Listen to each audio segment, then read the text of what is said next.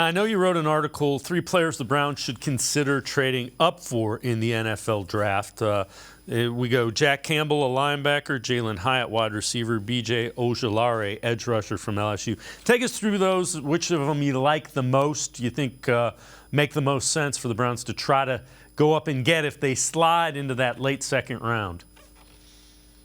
It's kind of tough to prioritize which one is number one in there because they're all equally, very good, all very good football players, all kind of fit holes, I think, on this team that still need to be filled. I think for me, if I had to prioritize any of them, it would be Ojulari, just because I feel like, again, you're still looking for a number 3 edge rusher. They don't really have. There's not a lot of proven depth on there, and Ojulari adds an explosiveness dimension that they don't really have outside of Garrett. And with the Y9 that Jim Schwartz has historically run, you don't necessarily need to be big, but you need to be able to be fast and or bendy. And I think Ojulari is those two things. Kind of maybe a little smaller than you would like in a typical 4-3 base end, but still a young player, plenty of time to grow into that, but you can't teach the athleticism he has. I would actually put Jack Campbell second because the Browns really haven't addressed linebacker at all this offseason.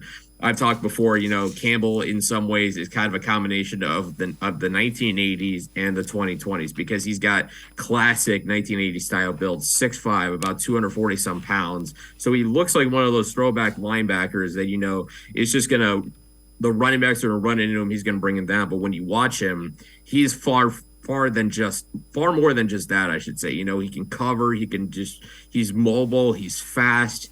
He does everything in the middle of that defense. If you're looking for, a guy who can anchor the linebacking core of your defense and be that captain in the middle, Jack Campbell's your guy. And Jalen Hyatt, he's a wild card to be in this draft because he's got elite speed, maybe a bit of a one-trick pony, but it's a darn good trick that Jalen Hyatt has. He could really go in so many places in this draft. I mean, you talk about adding field stretching. If you're from the Browns' perspective, Deshaun Watson could use another field stretcher. I know they got Elijah Moore. I know they signed Marquise Goodwin. I don't think you can have enough explosiveness on that field. So I think he sticks out just because, he's got that downfield ability that will really stress defenses, but I will put him third on there just because I feel like in this draft you could find plenty of good receivers that will fit where he would probably play for the Browns.